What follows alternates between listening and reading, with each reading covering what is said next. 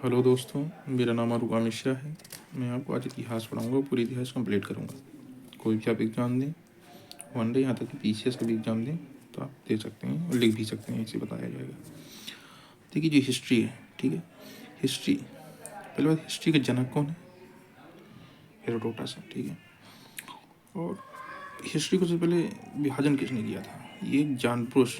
जानबूझ कौन थे? पुरातात्विद थे और भूगोल वैज्ञानिक थे। ये क्वेश्चन आता है कि जानबूझ क्या थे, पुरातात्विद थे या भूगोल वैज्ञानिक या दोनों? तो दोनों थे, पृथ्वी और भूगोल वैज्ञानिक। इन्होंने हिस्ट्री को 3 भागों में बांटा: प्रागैतिहासिक काल, आद्य ऐतिहासिक काल और ऐतिहासिक काल। आप लिखने में नहीं जाइए, जितना बताते जाएं उतना आप एक बार पढ़ते जाइए, ठीक। प्रागैतिहासिक काल, आद्य ऐतिहासिक काल और ऐतिहासिक काल। प्रागैतिहासिक काल में क्या लगा? जिनके साक्ष्य मिले लेकिन ना तो उनको लिखित मिला, ना तो पढ़ा लिखित नहीं मिला तो पढ़ा भी नहीं जा सकता। आद्य ऐतिहासिक काल में लिखित तो मिला लेकिन उसको पढ़ा नहीं जा सका। ऐतिहासिक काल में लिखित मिला और उसको पढ़ा भी जा सका। प्रागैतिहासिक काल में 3 भागों में बांट दिया: पूरा पाषाण काल, मध्य पाषाण काल, नव पाषाण काल। अच्छा, पूरा को पूर्व पाषाण काल भी कहते हैं। मध्य माइक्रोलिथ, ये जो बता रहा हूँ बहुत इंपॉर्टेंट है, पूछा जाता है कि किस कालखंड को माइक्रोलिथ कहा जाता है? तो माइक्रोलिथ मध्य पाषाण काल को, नव पाषाण काल को उत्तर पाषाण काल भी कहा जाता है और मेगालिथ भी कहा जाता है। कालखंड आप याद रखिए: 25 लाख से 12,000 ईसा पूर्व, 12,000 से 5,000 ईसा पूर्व मध्य पाषाण काल को, और नव पाषाण काल 5,000 से 3,000 ईसा पूर्व, ठीक। पूरा पाषाण काल में क्या था? यहाँ पे जो मानव तो खाद्य संग्राहक था, ठीक, शिकार करता था, उसने आग की खोज कर ली थी। ये इंपॉर्टेंट है। पूरा पाषाण काल के जो है आग की खोज कर ली थी, ठीक है। बड़े बड़े पत्थरों के हथियार बनाता था। मध्य पाषाण काल में क्या था कि छोटे छोटे पत्थरों का हथियार बनाता था। अच्छा, जो छोटे छोटे पत्थरों का हथियार उन्हीं को माइक्रोलिथ कहा जाता है। और सबसे पहले कृषि के साथ यहाँ पे मिले थे, आदमगढ़ एमपी में। अच्छा, जो कृषि अव्यवस्थित होती थी उसमें अंत्येष्टि कार्यक्रम के साथ मिले। नवपाषाण काल में कृषि स्थायी रूप से होने लगी, आवास बनाने लगा मनुष्य, पालतू पशु रखा। अब पालतू पशु के रूप में सबसे पहले किसको रखा? कुत्ता। किसको रखा? कुत्ता को।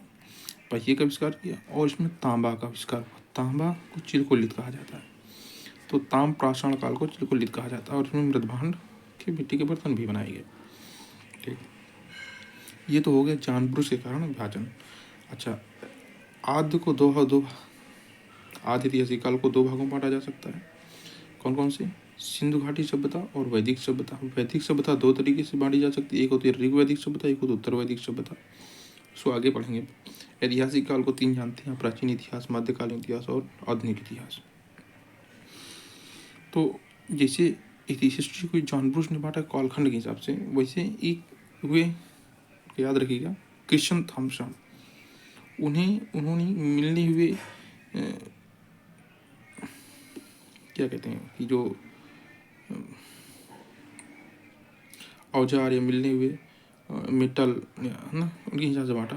तो 3 युगीन बताया। प्राग को उन्होंने कहा पाषाण युगीन, और आद्य कहा कांस्य युगीन, और ऐतिहासिक काल का लौह युगीन। क्वेश्चन आता है कि किन किन हिस्ट्री का विभाजन जो है उनसे मिलने वाले, देखो बता दे रहा हूँ, मिलने वाले धातुओं के आधार पर किया, ठीक है। जो है ये थोड़ा सा हम आगे पढ़ लेते हैं। मध्य पाषाण काल में आपको कृषि के साक्ष्य 3 जगह से मिले: आदमगढ़, बागोर और सराय बहादुरगढ़। तो आदमगढ़ एमपी में पड़ता है, बागोर राजस्थान में और सराय बहादुरगढ़ यूपी में। तो याद रखना, आदमगढ़, बागोर, सराय बहादुरगढ़। और मध्य पाषाण काल से 2 और क्षेत्र याद रखना, दमदमा और महदहा। दमदमा जैसे दम निकल रही ना, तो विशाल अस्थियों का शव तो टीला मिला। महदहा से हड्डियों के औजार मिले। नव पाषाण काल में कृषि साथ कहाँ से मिले? लोहरा देव और मिहारगढ़। लोहरा देव कहाँ है? यूपी में। मिहारगढ़ कहाँ है? यूपी में, ये प्रतापगढ़ में है। और एक तीनों कालखंड के साक्ष्य मेहरगढ़ से मिले। अच्छा, मानव खोपड़ी या मानव कंकाल का मद्रास पल्लवरन से मिला। चावल साक्ष्य कोल्डी हवा से। चित्रकारी को भीमबेटका रायसेन जिला एमपी से। गर्तावास बुरजहोम से।